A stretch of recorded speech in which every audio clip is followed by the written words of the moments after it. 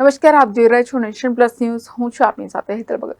બરોડા ડેરીની 66મી વાર્ષિક સાધારણ સભામાં દૂધ ઉત્પાદક મંડળીઓના સભ્યોને પણ મરણોત્તર સહાય ચૂકવવાનો નિર્ણય લેવામાં આવ્યો છે. બરોડા ડેરીની આજે 66મી વાર્ષિક સાધારણ સભા દાદા ભગવાન મંદિર હોલમાં મળી હતી.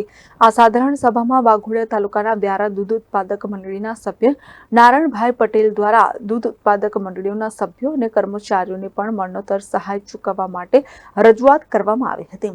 આ રજૂઆતને આવકારી સંઘ દ્વારા મંડળીઓના સભ્યો અને કર્મચારીઓને પણ મરણોત્તર સહાય ચૂકવવાનું આયોજન કરવા નિર્ણય લેવામાં આવ્યો હતો.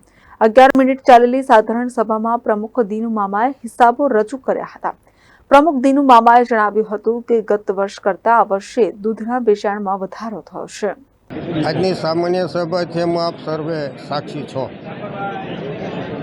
વર્ષોથી જે સાધારણ સભા થાય એ જ પ્રમાણે આજની પણ સાધારણ સભા 67મી સાધારણ સભા ભરાઈ. વરસાદની પરિસ્થિતિમાં પણ આ સંઘ પ્રત્યે દૂધ મંડળીના પ્રમુખશ્રીઓ એટલા જ ઉત્સાહમાં આવે છે. તેમના વર્ષના અંતે આખા વર્ષના હિસાબ નફા નુકસાનનું સરવૈયું મેળવી અને સર્વાનુમતે જે કંઈક કામ કરવાના છે એ અને કર્યા છે એ તમામને વડોદરા જિલ્લાના છોટાઉદેપુર જિલ્લા તેમજ તિલકવાડા તાલુકાના દૂધ મંડળીના પ્રમુખશ્રીઓએ મંજૂરી આપી છે. આ સંઘ લગભગ 10 વર્ષ થયા મારા પ્રમુખ પદમ. ક્યારેય દૂધ ઉત્પાદકોનું હિત વિચાર્યું નહીં અને વિચારશું પણ નહીં.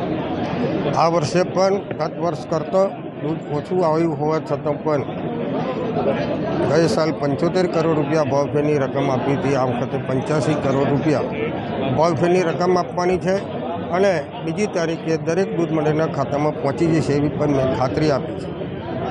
સિવાય એક વાઘોડિયા તાલુકાના દૂધ મંડળીના પ્રમુખશ્રીનું જે સૂચન પણ ગયા વર્ષે અમે 25 રૂપિયા કિલો ભાવ ફેટનો ડિટેન કરતા હતા દરેક મંડળીના મજબૂતાઈ માટે. એનો અમુક લોકોએ વિરોધ કરેલ હોય એ પણ એક પણ રૂપિયો કાપ્યા વગર આ વર્ષે 85 કરોડ રૂપિયા દૂધ ઉત્પાદકોને જ્યારે ભાવફેરની રકમ આપી હતા. દૂધ ઉત્પાદકો તમામ ખુશખુશાલ છે અને આપ સર્વે એમને નિહાળ્યા છે.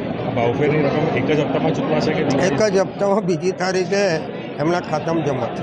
ભાવફેર આપ્યો, ભાવ વધારો જે રીતે ભાવ વધારામાં પણ આપણો સંઘ કોઈ જગ્યાએ પાછો નહીં. 800 રૂપિયા કિલો ફેટનો ભાવ ચૂકવીએ છે. દરેક દૂધ સંઘના દૂધ લેવાના નિયમો અલગ અલગ હોય છે. જ્યારે બીજા બધા સંઘો દૂધ ખાટું થઈ જાય, દહીં થઈ જાય અને 25% હાલતા હોય ત્યારે આપણે એમને 50% રકમ આપીએ છીએ.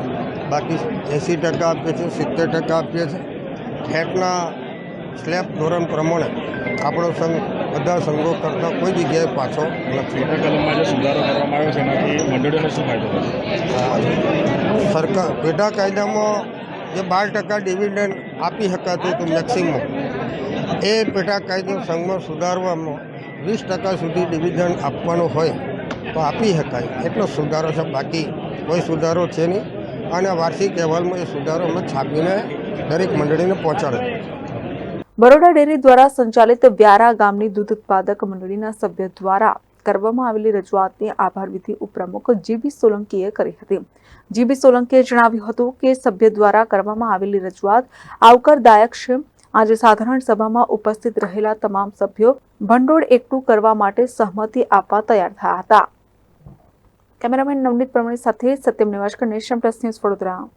સમાચારોના સતત અપડેટ મેળવવા માટે અમારી નેશન પ્લસ ન્યૂઝની યુટ્યુબ ચેનલને સબસ્ક્રાઇબ કરો, બેલ આઇકન દબાવો અને જોડાયેલા રહો ફેસબુક, ઇન્સ્ટાગ્રામ અને ટ્વિટર પર.